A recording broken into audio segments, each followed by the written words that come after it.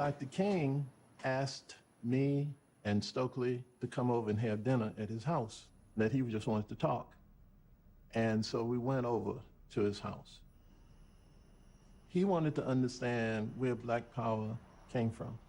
He wanted to know everything we were thinking, where we were going with it. The discussion was about 3 hours long. And then what we wanted to know was, as a moral icon of the movement, when was he going to make a statement against the war in Vietnam?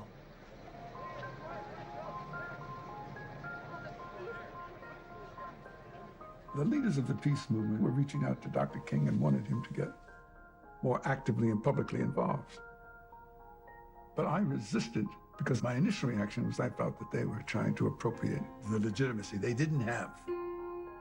Hey, hey, LBJ! LBJ kills today! Hey, hey, LBJ! Politically, we had to be very cautious about whether or not we wanted to publicly criticize what could be described as having been the greatest president for civil rights since Abraham Lincoln. This is after the Civil Rights Act of 1964, the Voting Rights Act of 1965. And here we're going to publicly excoriate and criticize the man without whose leadership none of this would have been possible. The anti-war movement was a new constituency for us. There was a spiritual connectivity that we were comfortable with, and we understood their positions. They wanted to emulate our tactics, but there were radical elements of violence and anti-American discussion, and we didn't want him taking his moral position into an extreme left environment with kids who were kind of anti-American, who were communists, who were burning American flags. And we could not control that.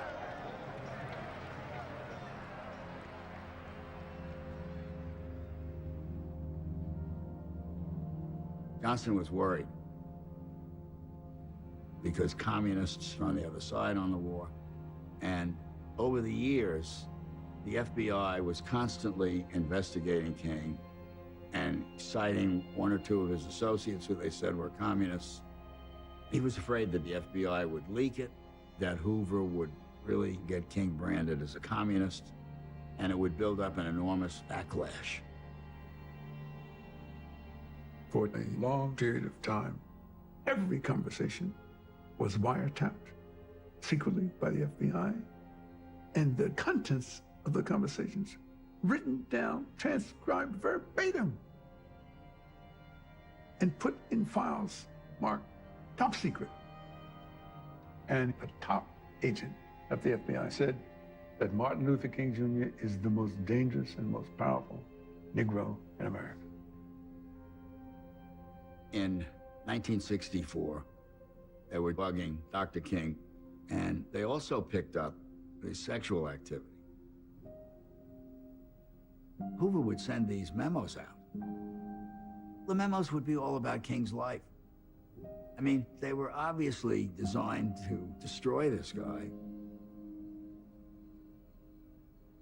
I think J. Edgar Hoover hated, despised Dr. King. Hoover just was one of these people with an immense amount of power who abused that power. He used information improperly. He was singularly arrogant about his position. And underlying it had this feeling of superiority to people of color. And I said they should take that son of a bitch's name off the building, because he was the antithesis of what you want in a democracy.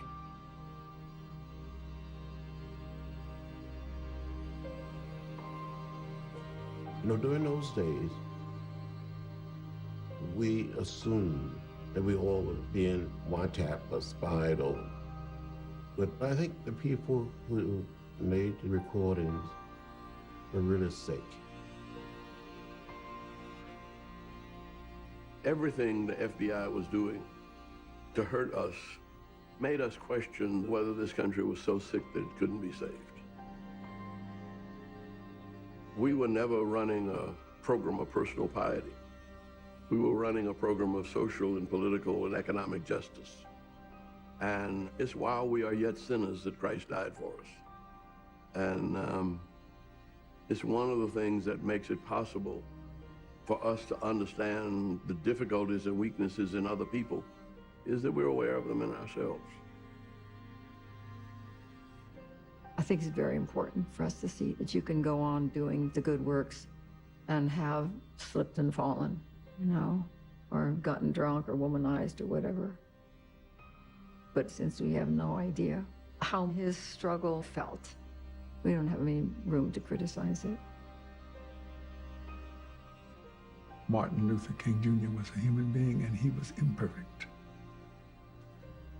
He was conflicted by traveling so much, and may not have felt that he was being the best father or husband that he could be.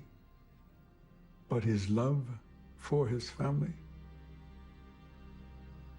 was unchallengeable. When I met Martin, I had, unfortunately, a stereotype impression of a minister. Piety is good, but I think is a kind of a false piety, you know, which I don't like. And he was just a human being, very, very warm and very down to earth, and just different. Coretta believed in his cause so much that she was willing to pay the price. And she tried hard to have him spend as much time with the children as could, because he wasn't home that much. Well, pass your plate this way. When he was home, she insisted that he have dinner with the children. Daddy, you're not talking. I'm too hungry, Mother. I'm so hungry, I'm busy with this dinner. I guess this was one of the most frustrating aspects of my life. The great demands that come as a result of my involvement in the struggle for justice and peace, it's just impossible to carry out the responsibilities of a father and husband when you have these kinds of demands. But fortunately, I have a most understanding wife. Now, this leads me to ask you, did you educate Mrs. King to become equal to you in terms of sharing this burden, or did you research her before your marriage to see that she had the potential for this? Or? I wish I could say, and to satisfy my masculine ego, that I led her down this path, but I must say we went down together because she was as actively involved and concerned when we met as she is now. Mrs. King, are you taking part in this demonstration as an individual or as a wife? Well, I'm taking part as an individual and a wife. I'm both. Martin Luther King wrestled with coming out publicly, taking a stand against the war in Vietnam. But Mrs. King was involved in the anti-war movement long before. So she had a lot of influence on Martin Luther King. Comes to that conclusion. I come to express my own personal witness for the cause of peace. And in the civil rights struggle, if we win all of the rights and privileges that we are fighting for and have no world in which to exercise these, then there is really no need for our efforts. I decided that I would leave it to my wife to take the stands and make the meetings on the peace issue. But I came to the conclusion that I could no longer be a silent onlooker, but that in some real way I had to be an involved and concerned participant. Andy Young called me. I was the executive director of the group that wanted to stop the war and engage the religious community to help do that. So Andy proposed that Dr. King give a speech in New York, and Dr. King decided to make a full-blown statement. So I said, well, what about Riverside Church? Because I think place makes a big difference.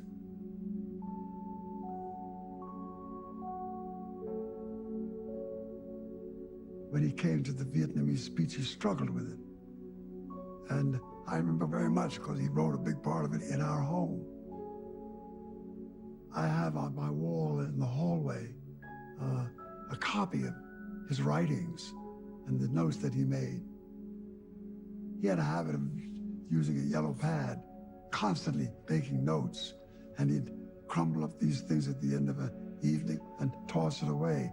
And I'd just do a swan dive right into the garbage pail and retrieve those papers, because he always left some really profound sentence or something that I thought was worth retrieving and saving. Dr. King knew where his heart was, but he also knew the criticism and the splits that would happen the moment he said anything against the war in Vietnam. And of course, he did. The night of April 4th, 1967, I believe that Martin Luther King Jr. delivered probably one of the most powerful speeches I ever heard him deliver.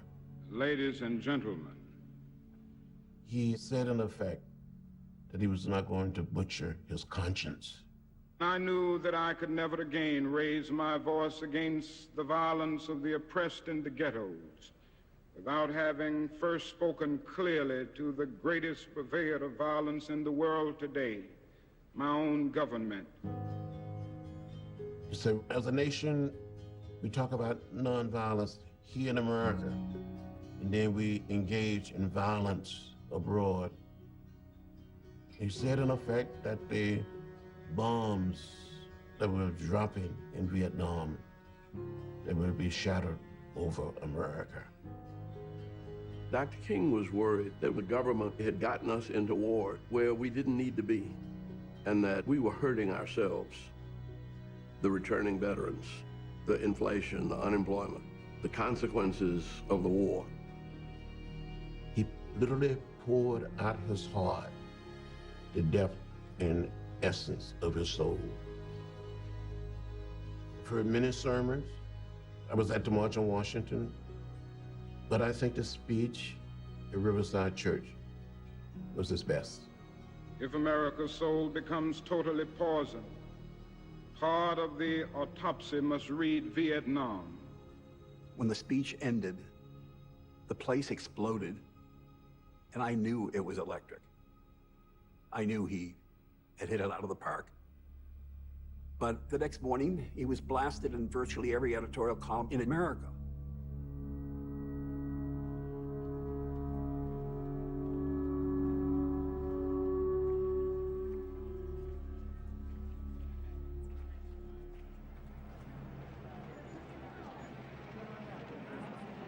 Some of us didn't want him to be that hard in the speech, but he said, I'm trapped by my own, beliefs. And I think that that was one of the things that J. Edgar Hoover used to try to turn the government completely against him. Dr. King took on our government in wartime. He was taking on angry people and misguided people in wartime.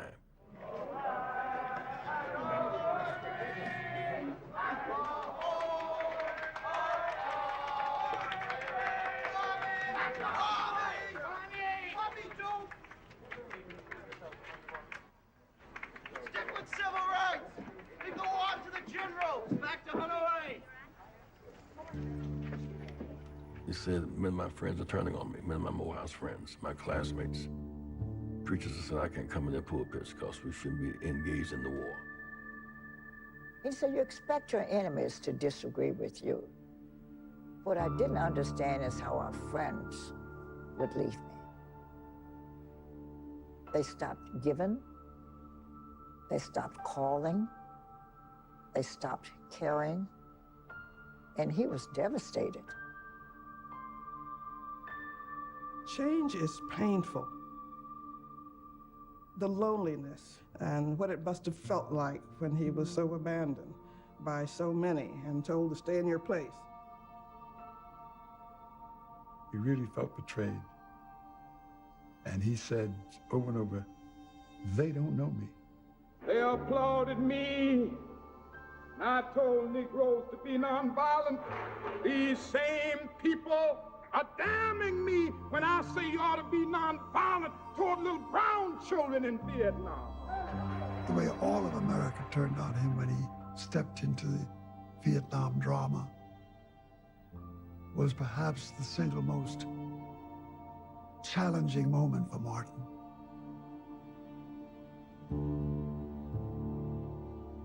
Martin went through very difficult emotional times in 1967. He had a doctor in New York, and I remember sitting with Dr. Logan, and he generally felt that the state of Martin's emotional health was such that he maybe should seek some kind of third-party independent psychiatric counseling. And I looked at Dr. Logan, and I said, that's not going to happen. I was very blunt, and I said, if not within 24 hours, within 24 days, the FBI would find out, and everything that Martin King said to that psychiatrist would be immediately in FBI files. Can't take that chance.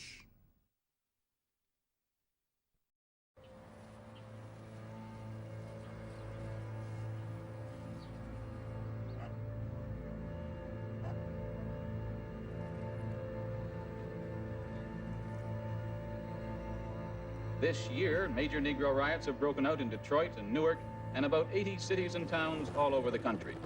Already it's become the worst crisis in the country since the Civil War. The despair is deep. The bitterness is wide in the ghettos of our nation. I will continue to raise my voice with all of my might against riots, because I know that black rioting can mean black suicide. Don't point that gun at me! Put that hand on the gun. Don't point it, women, don't put that gun at me! What must be said is that our nation's summers of riots are caused by our nation's winters of delay. Pillage, looting, murder, and arson have nothing to do with civil rights. We will not tolerate lawlessness. You're going to sit in front of your television set and listen to LBJ tell you that violence never accomplishes anything, my fellow Americans.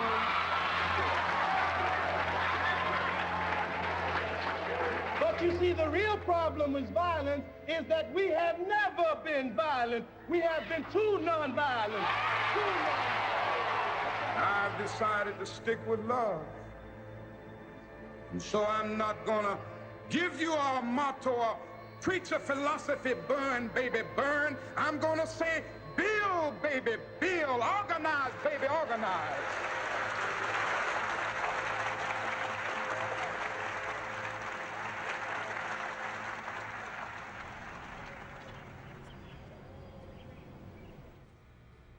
Martin Luther King called me from Atlanta, and he said to me very directly, I need you to come on down here now, because this may be my last campaign, and we're going for broke.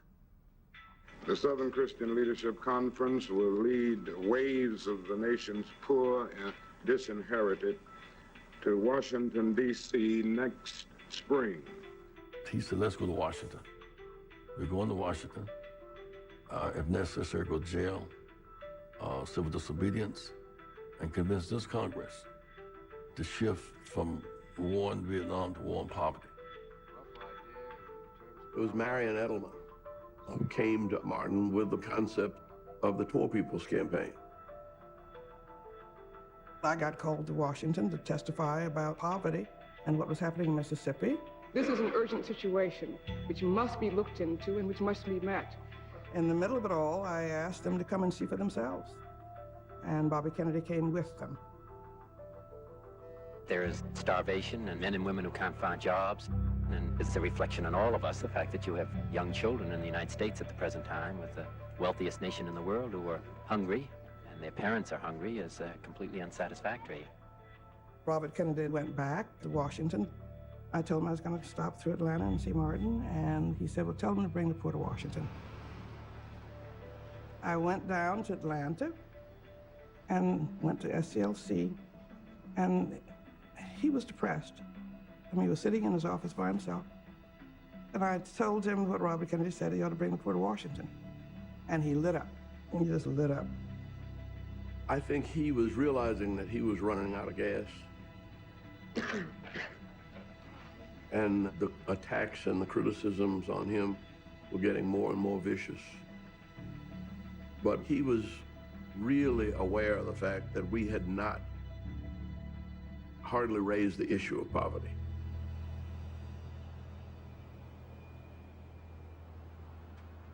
We have to do it for our own sense of dignity, our own self-respect, our own determination. But we can't do it if we don't give our all to it. Martin Luther King embraced the idea of the Poor People's Campaign, and he wanted to move ahead with it. But initially, he did not have the support of his executive staff. People felt already committed to what they were working on at that time. From our perspective as organizers, He was the pilot of the plane, but we were the ground crew. Without the ground crew, the plane could not leave the ground. given the realities of... Martin Luther King went on a fast to reunite people and get them to think collectively how they could participate. As we go into these communities, And they finally started coming aboard. we must remember that we are the custodians of a philosophy. But he talked about this frustration. His staff was for all concerned. They said, you know, we haven't seen him laugh in a long time. Now, I don't know whether we're going to win or lose or draw or what we're going to bring back, but I'm not going to sit by and... So they called me and told me, think of something to do to make him laugh. And this was January 15th, which was his birthday, which ended up being his last birthday. Now, some folks celebrate Abraham Lincoln, but we're going to celebrate Martin Luther King's Day today. Don't let him out of here. Happy birthday to you. Happy birthday to you. Happy birthday, Dr. King. Happy birthday to you. We know that you really don't need much, but we thought there's some things you ought to have. So we searched around, and knowing what's coming up for you, we thought you'd be strung out on a shoestring, so when you go to jail, here's some shoestring potatoes. And we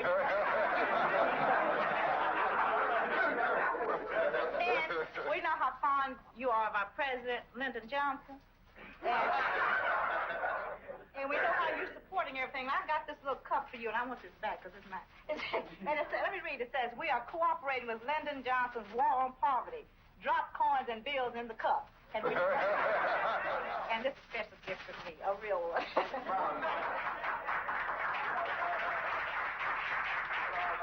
I don't think anyone possessed the capacity for humor, both in receiving it and responding joyously, as Dr. King. Much of the time, I was the victim. If he felt somebody was sensitive, he wouldn't pick on them. But he would take something that somebody else said or did and blame it on me. He had a good way of imitating people. He would imitate Andy, or he would say, now, Andy, if you do something foolish and you go out there and get assassinated, he said, I promise, I'm going to preach the best funeral for you. And then he would start preaching your funeral. And he would do a very sadistic caricature of all of your faults and foibles and things that you would never want said about you in public. And he'd weave it into a sermon, and quite often he'd have a similar demon from the Bible who had the same problems. And by the time he got through, he had everybody laughing at what was a life and death situation, mostly his life. That was a way of externalizing the fact that he had to somehow talk about the elephant in the room that we all had to live with. Martin joked about it because there wasn't any other way to be. Dr. King, do you fear for your life? Not really. I face the fact that something can happen to my life. Ultimately, it isn't so important how long you live. The important thing is how well you live.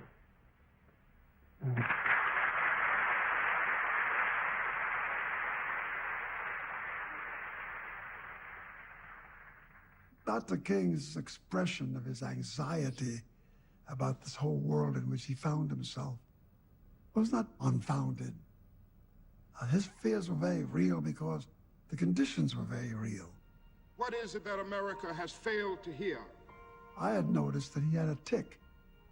He had occasion to get caught. It's failed to hear that the plight of the Negro poor has worsened over the last few years. It wasn't consistent, but it was apparent in enough situations for us to know that there was a psychological problem here.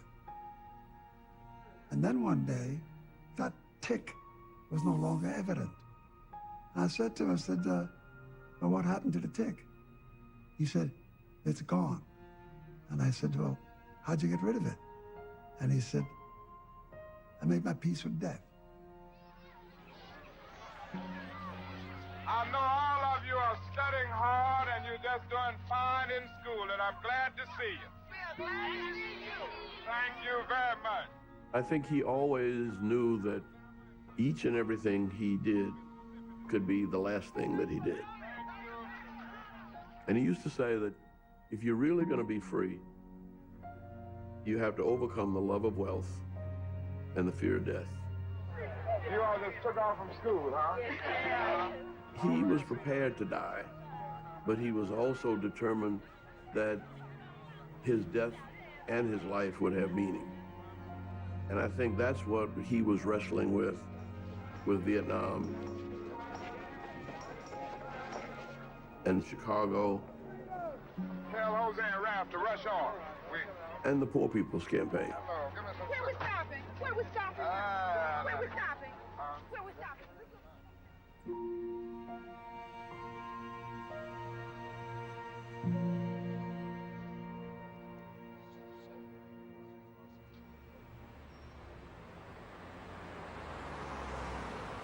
It seemed to me we can begin to build up every Sunday a big march that would, march around the Capitol someplace. We can draw. Dr. King appointed me as program administrator.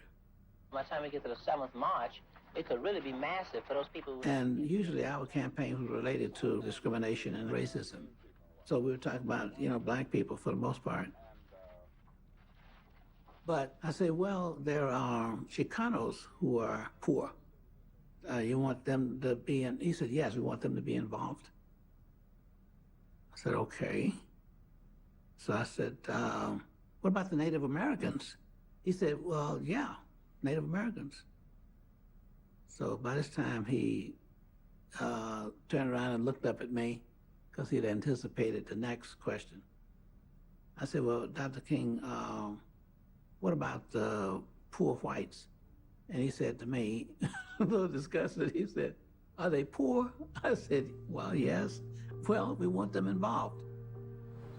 We assemble here together today with common problems, bringing together ethnic groups that maybe have not been together in this type of meeting in the past. I know I haven't been in a meeting like this, and it's been one of my dreams that we would come together and realize our common problems. Black people, Mexican Americans, American Indians, Puerto Ricans, Appalachian whites, all working together to solve the problem of poverty.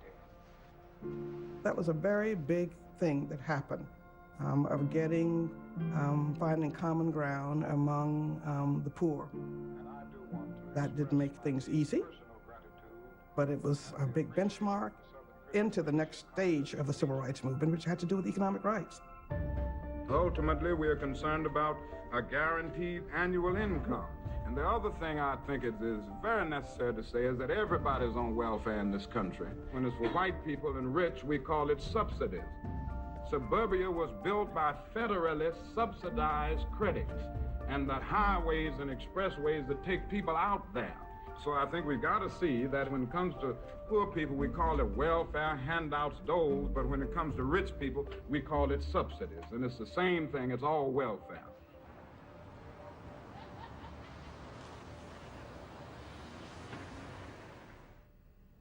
We were in a staff meeting, and Martin Luther King got this call from Memphis. On February 12th, 1,300 workers in the city's sanitation department went on strike. And what began as a union matter soon became a civil rights cause. The sanitation workers were striking because the wage was so low. And they were concerned about safety. So they were trying to get some support and protection. One of the most powerful things that you see during that time is all of the garbage workers had these sandwich board signs that said, "I am a man." That was saying, we want to be treated with dignity. With the strike deadlocked, behind the leadership of Negro ministers, the marches grew larger and the ministers reveled in the new unity. When Martin Luther King got the call, he said he had to go. He said, you guys stay and continue working on the Poor People's Campaign. We did not want him to go to Memphis at all. But he got up at 6 o'clock in the morning. And he said, I'm gonna catch this flight to Memphis. Martin went to a march that we had nothing to do with, no pre-planning. And it got disrupted.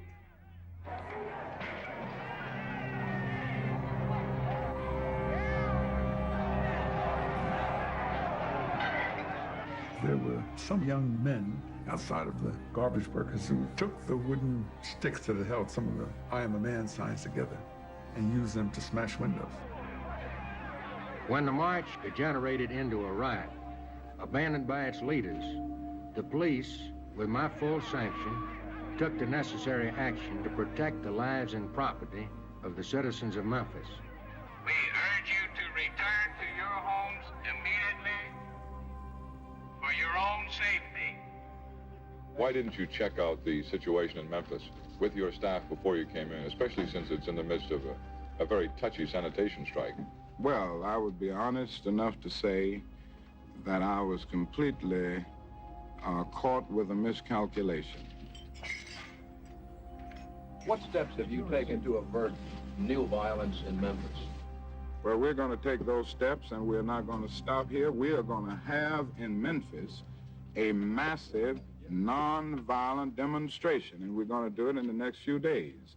And we're going to take the steps that we've taken in every other situation. We are going to take the steps of uniting this community. Non-violence can be as contagious as violence. In between the first march and our going back to Memphis, Martin gave us a good cussing out about not being supportive of him. And it was the only time I saw him angry at the whole staff. He cussed us out and got up and walked out. And we went behind him trying to reassure him, but he just went on off. Dr. King said, I feel so alone. He was frustrated, he was full of pain. And I understand that pain now.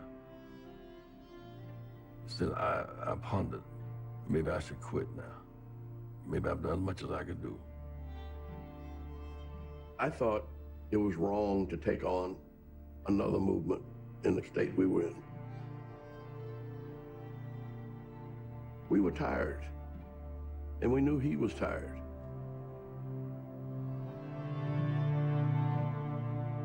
The thing I think he had dreamed about from childhood was to be able to pastor a church like Riverside Church. And they actually offered him the job as interim pastor. All of us said, look, you're entitled to a sabbatical. You've been at this for 12 years nonstop. He wouldn't even consider it. He used to say, some of us are not gonna live to be 50, so you better live good right now. It was almost as though he saw death as an escape, and that he could not escape the way we wanted him to escape.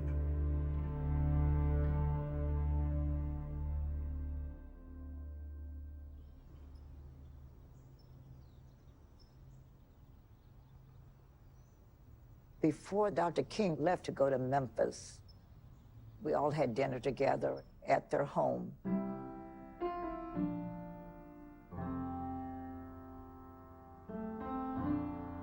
His mother was there, and we all had a wonderful, wonderful afternoon, playing the piano, singing church songs, telling jokes.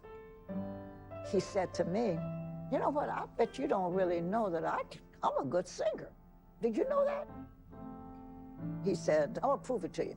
So give me a B flat." I gave him a B flat, and he started singing, and man, we got the rhythm of a gospel song, and we just had such fun. Now, I was to drive him the next morning to the airport to go to Memphis. His mother called me and said, "I know you're taking ML to the airport tomorrow. While you have his ear, will you tell him, I wish we could have more family moments like that. Can you tell him to plan it in his schedule sometime after he comes back?"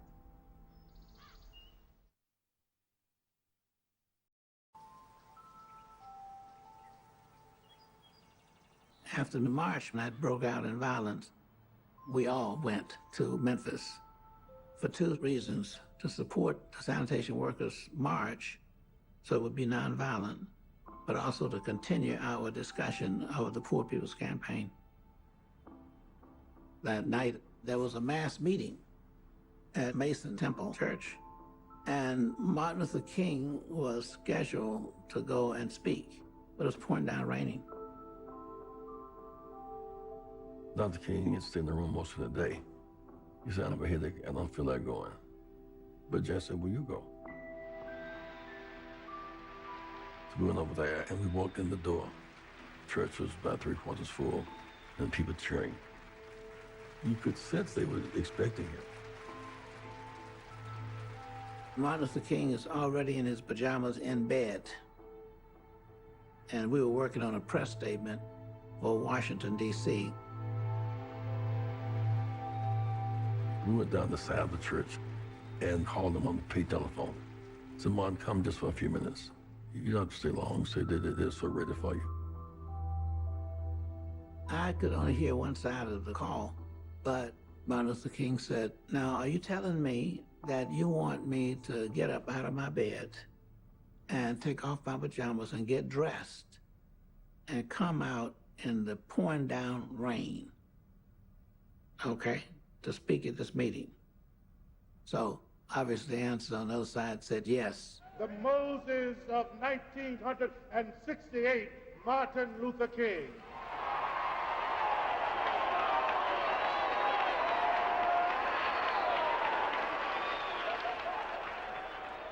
Martin came to that church thinking that he was just going to make remarks and not to give the major speech. But he got up and he gave that speech as though he knew that the end was near. So I'm happy tonight. I'm not worried about anything. I'm not fearing any man. Mine eyes have seen the glory of the coming of the Lord.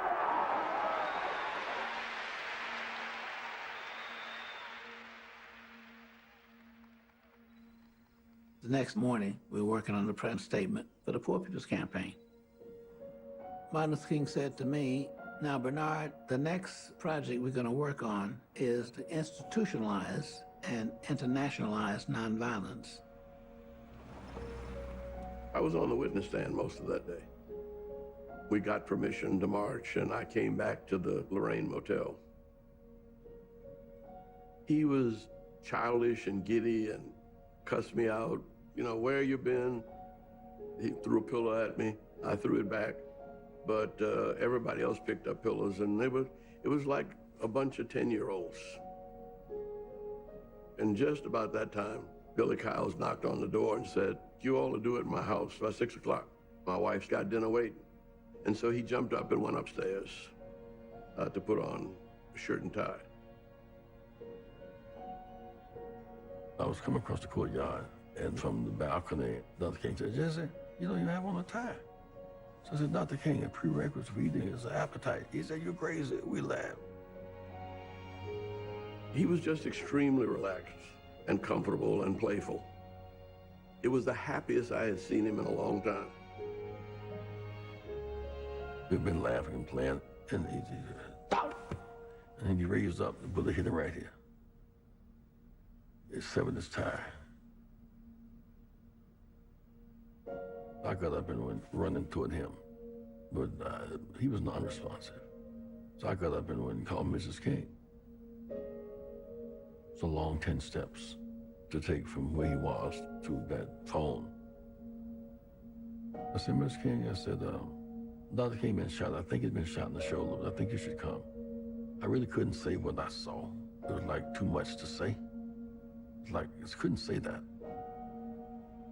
Couldn't say that.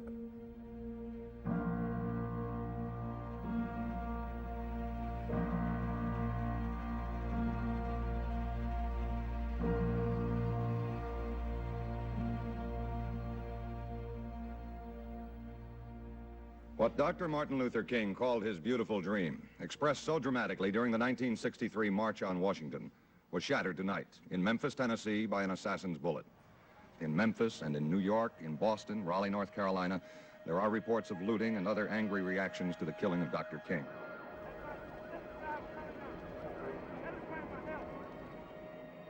It was awful.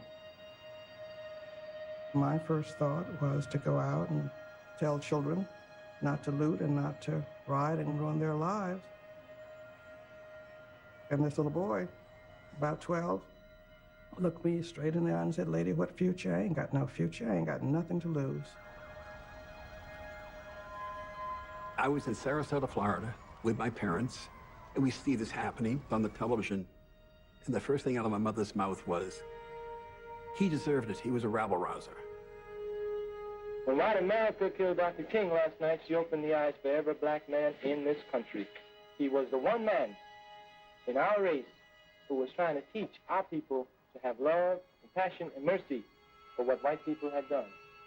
When white America killed Dr. King last night, she declared war on us. A day after the death of Dr. Martin Luther King, there is a countrywide reaction. Turmoil in at least a dozen more cities today. Washington, Chicago, Detroit, Boston, New York. These are just a few of the cities in which the Negro anguish over Dr. King's murder, presumably by a white man, expressed itself in violent destruction. The assassination and its aftermath temporarily pushed aside the president's plans to pursue his new Vietnam peace effort as he put in a busy day at the White House. I think of all the ups and downs and all the turmoil and the tragedies that occurred in those years, I never saw Johnson sadder about an event than he was at the assassination of King. And he said to me, "Give me a draft letter to the speaker. You know, we're going to get one thing out of this awful event. We're going to get our fair housing bill."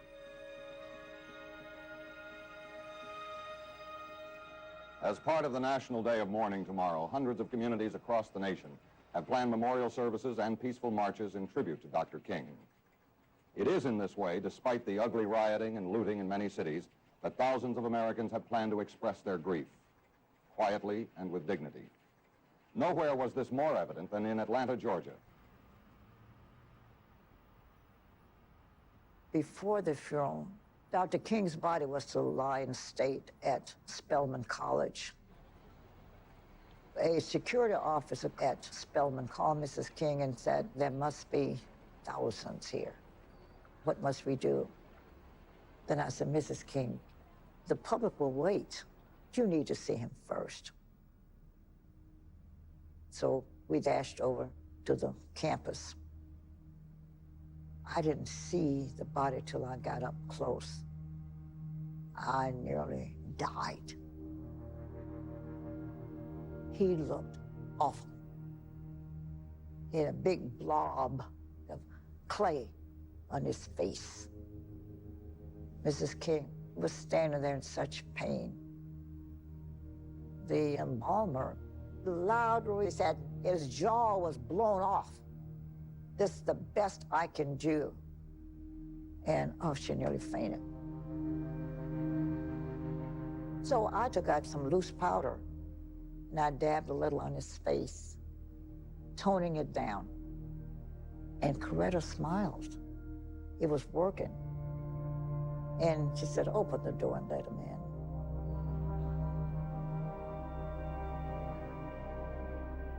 in. Martin Luther King chose the best person possible as a wife. And her stamina gave the country and the world relief because everybody were just crashing over this man's untimely death. A man who lived for and died for goodness now ends up like this. I would have preferred to be alone at this time with my children.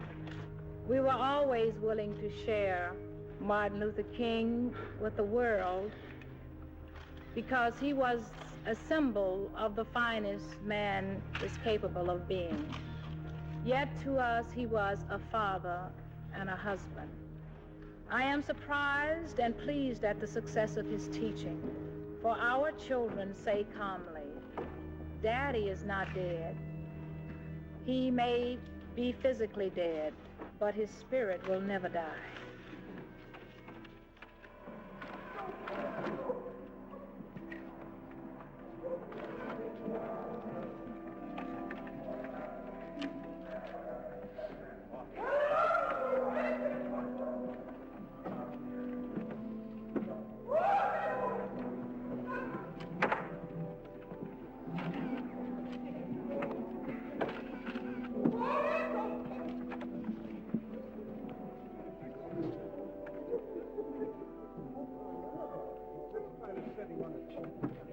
Through their tears, Mama King said to me, I want you to know that when the tension of the moment, tapers a little bit, I can tell you fully how much I appreciate what you did.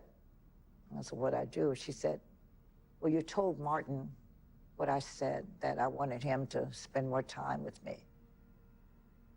She said, he called me, and she thinks that she was one of the last persons he talked to. And she said, I know I'm gonna feel good about that one of these days.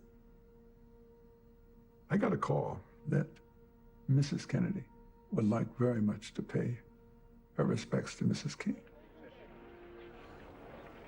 It was the day of the funeral. And Mrs. Kennedy walks over to Mrs. King. The now two widows embrace and they hold one another.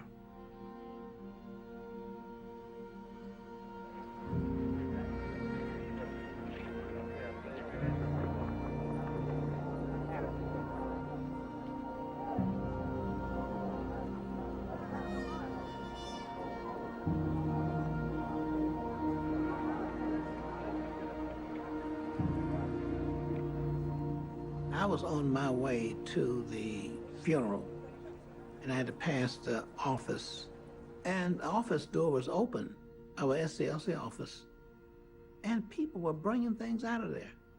We gather here this morning in one of the darkest hours for Martin Luther King, sent forth as a Moses in the wilderness of this sick nation of ours. I went across the street over there, and sure enough, it was a test of our nonviolence. These people were taking things off the wall, and off the desk, and everything else. And I had to calm them down because they were frantic and they were wailing and moaning and groaning. So we're not like thieves. They were people who had felt they had lost Martin Luther King, and they were just trying to find something they could hold on to that Martin Luther King perhaps had touched. But I missed the funeral. I got there in time to see Robert Kennedy and some others come out of the church, but the wagon had, gone off.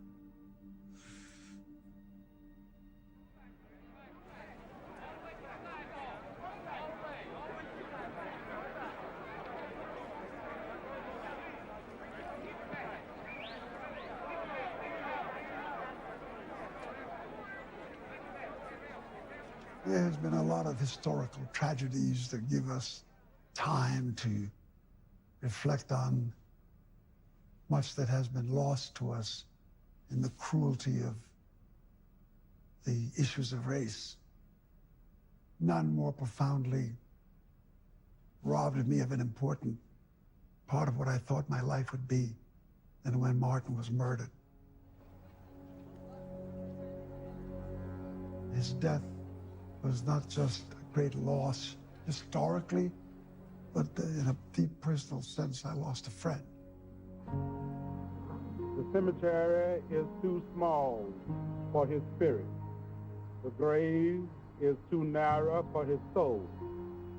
We commend his legacy of courage and love to ourselves, our children, and our children's children. We commend his life to the universe.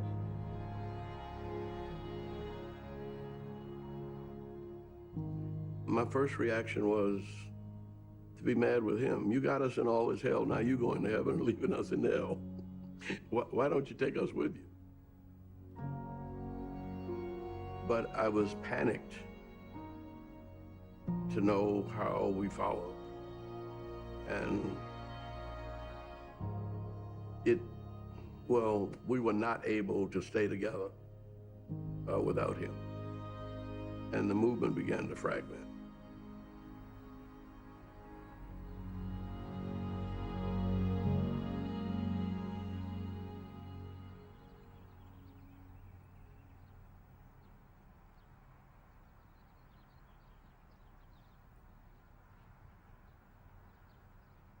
What has happened in the past has been our lives.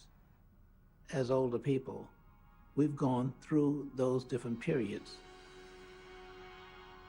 And we have suffered. And we have also made some progress. But this is what our lives were about. The question is the next generation. Because it's not what you have gained, it's what you can maintain. Martin Luther King went to the blackboard and taught us nonviolence. But nonviolence is not confined to any historical period.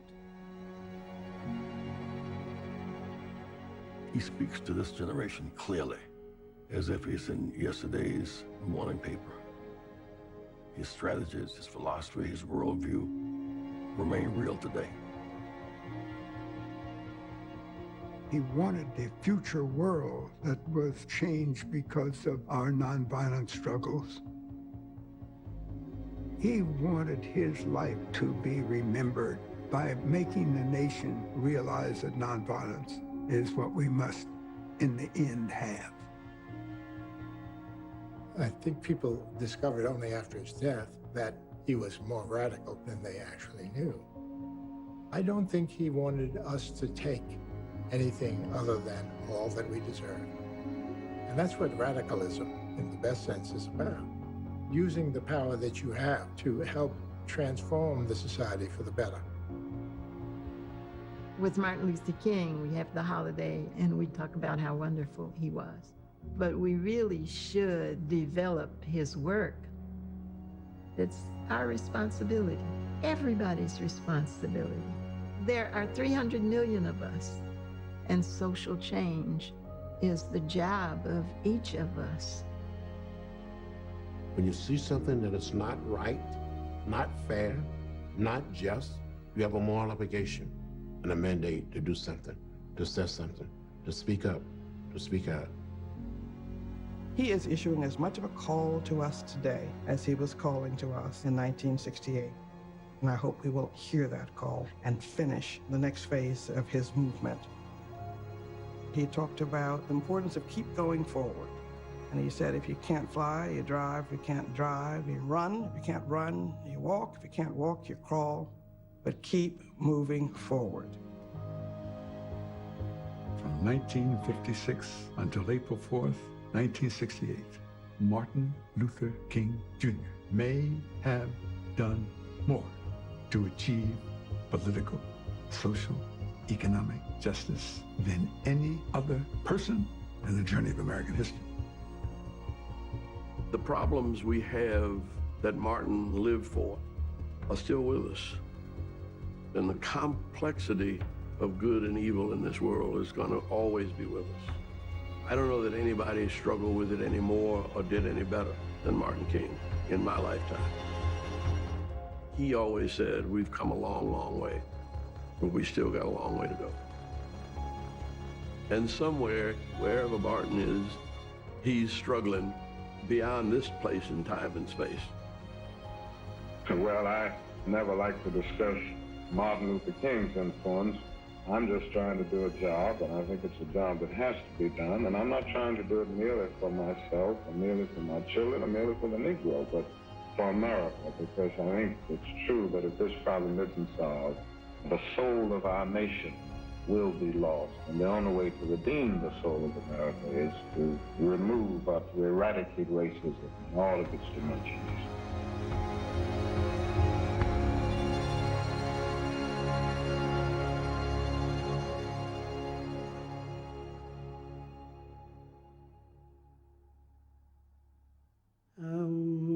I'm gonna do what the Spirit says do. I'm gonna do what the Spirit says do. What the Spirit says do, I'm gonna do, oh Lord. Do what the Spirit says do. We used to sing, I'll go to jail if the Spirit says jail. I'll go to jail if the Spirit says jail. If the Spirit said jail, I'll go to jail, oh Lord. I'll go to jail if the Spirit said jail. I'm gonna march if the Spirit say march. I'm gonna march if the Spirit say march. If the Spirit say march, I will march, oh Lord. I'm gonna march if the Spirit say march. I'm gonna love if the Spirit say love. I'm gonna love if the Spirit say love. If the Spirit say love, I will love, oh Lord. I'm gonna love if the Spirit say love. I'm gonna do what the Spirit say do. I'm gonna do what the Spirit said do. If the Spirit said do, I will do, oh Lord. I'm gonna do what the Spirit said do.